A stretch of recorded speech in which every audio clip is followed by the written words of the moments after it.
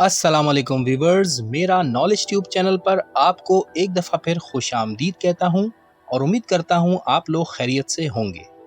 तारीख़ इस्लाम सीरीज़ की एक और नई वीडियो के साथ हाजिर हूँ।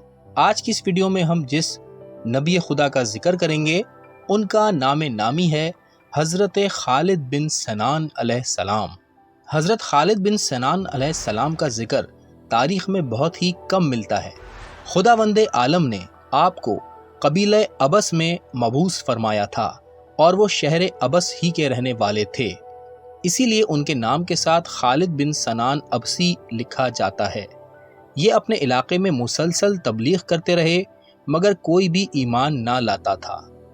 मौरखीन का बयान है कि अबस के इलाके में एक गार था जहाँ पर वक्त मुअय्यन पर सालाना एक ज़बरदस्त आग निकलती थी और वो तमाम चीज़ों को जलाकर खाक कर देती थी।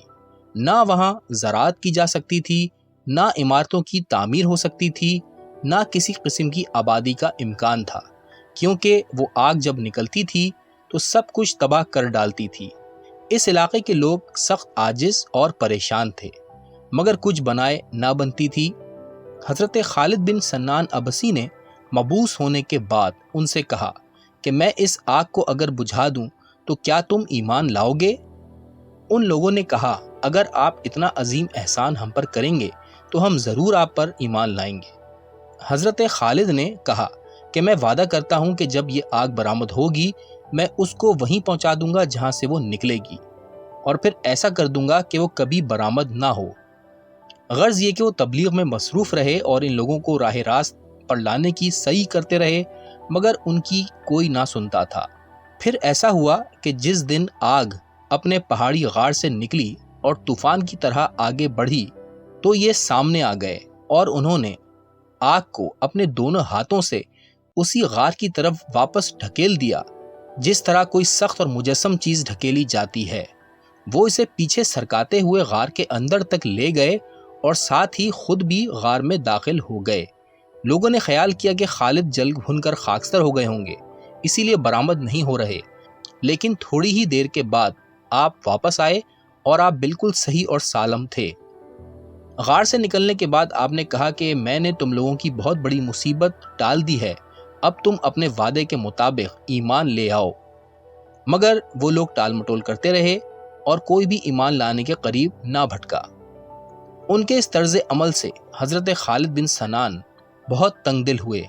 उल्मा का बयान है कि इस आग को जो गार से निकला करती थी और जिसे हज़रत खालिद बिन सनान अबसी ने खुदाई कुव्वत से हमेशा के लिए निस्तो नाबूद कर दिया था, नारुल हरसैन कहते थे। अल्लामा स्यूती का बयान है कि ये आग बड़ी जालिम थी और इस आग को ख़त्म करना हज़रत खालिद का शानदार कारनामा था। मौरखीन का बयान है कि हज़रत खालिद ने आग को अपनी चादर के ज़रिए से गार में पलटाने के बाद जब इन लोगों से कहा कि अब तुम मुझ पर ईमान लाओगे, तो उन लोगों ने जवाब दिया कि हम तो ईमान ना लाएंगे।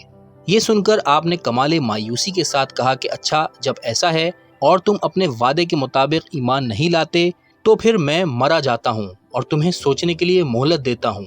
सुनो, मैं फ़लाँ वक्त वफ़ात पाऊँगा, तुम मुझे फ़लाँ मकाम पर दफन कर देना। मेरी ये मौत एहतजाज के तौर पर इस अमर का इजहार मकसूद होगी कि तुम लोगों ने बेवफाई की है और वादा वफाई नहीं की। तुमने वादा किया था कि आग टल गई तो ईमान लाएंगे, मगर ऐसा नहीं किया और मुझे टका सा जवाब दे दिया। देखो, जब मैं मर जाऊं तो तुम अपने किए पर गौर करना और अपने मुस्तकबिल के बारे में सोचना, यहाँ तक कि मैं कब्र से बरामद हो जाऊं। और सुनो, मेरी कब्र से बरामदगी कुछ इस तरह होगी कि कुछ भेड़ें मेरी कब्र पर आएंगी जिनमें जो दुम बुरीदा होंगी, यानी जब ऐसी सूरत पैदा हो तो तुम मुझे कब्र खोद कर निकाल लेना, फिर जो जी चाहे पूछना। ये सब कुछ इन लोगों से कहने के बाद आपकी वफ़ात हो गई। आपकी वफ़ात के बाद लोगों ने आपको सुपुर्द खाक कर दिया और मुतमईन होकर बैठ गए। फिर जब वो वक्त जिसकी तरफ उन्होंने इशारा किया था और उनके कहने के मुताबिक भेड़ें ज़ाहिर हुईं तो कुछ लोग उनकी कब्र खोदकर उन्हें बरामद करने के लिए गए। जब कब्र के करीब पहुंचे तो आपस में कहने लगे कि अब तो ये मर चुके हैं और किसी भी मरे मुर्दे को कब्र से निकालना कोई अच्छी बात नहीं है। अरब इसे बुरा ख्याल करते हैं और हम पर तानाजनी करेंगे कि कब्र से मुर्दे को उखाड़ा है। लेकिन उन्हीं में से किसी ने यह भी कहा कि नहीं, دیگر مرد و زن کی اور بات ہے اور ان کی اور بات ہے، لہٰذا قبر کھودنا چاہیے۔ مگر ان لوگوں کی اکثریت نے کہا کہ خواہ مخواہ کی باتیں کرتے ہو، جب تم ان کی زندگی میں ان پر ایمان نہ لائے تو اب ان کے مرنے کے بعد ایمان لانے کی کون سی توقع ہے، اور تم کیسے ایمان لاؤ گے؟ بہتر یہی ہے کہ ان کو اپنے حال پر چھوڑ دو، اور اگر نہیں مانتے اور قبر کھود کر ان کو نکالنا ہی چاہتے ہو تو پھر تم جانو آئندہ حالات کی ذمہ داری تم پر ہی ہوگی۔ ہماری تو رائے یہ ہے کہ انہیں چھوڑ دو اور ان کی قبر نہ کھودو۔ پھر اس مقصد پر اتفاق ہو جانے کی وجہ سے ان کو قبر ہی میں چھوڑ کر چلے گئے۔ محدثین کا یہ بھی بیان ہے کہ ایک دن حضرت رسول کریم صلی اللہ علیہ وآلہ وسلم اپنے اصحاب کے جھرمٹ میں بیٹھے ہوئے تھے کہ ناگاہ ایک عورت کو آتے ہوئے دیکھا۔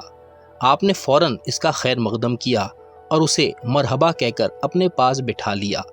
پھر اصحاب کی طرف مخاطب ہو کر فرمایا کہ یہ نبی خدا خالد بن سنان ابسی کی بیٹی ہے اور اس کا نام مہیات ہے۔ اس کے بعد حضرت رسول کریم صلی اللہ علیہ وآلہ وسلم نے حضرت خالد بن سنان کے صفات اور حالات و واقعات بیان فرمائے۔ محترم ویورز، یہ تھا حضرت خالد بن سنان کا مختصر تذکرہ۔ تاریخ اسلام سیریز کی اگلی ویڈیو میں ہم کسی اور نبی کے حالات و واقعات آپ سے بیان کریں گے۔ آج تک کے لیے اتنا ہی۔ ویڈیو دیکھنے کا شکریہ۔ اللہ حافظ۔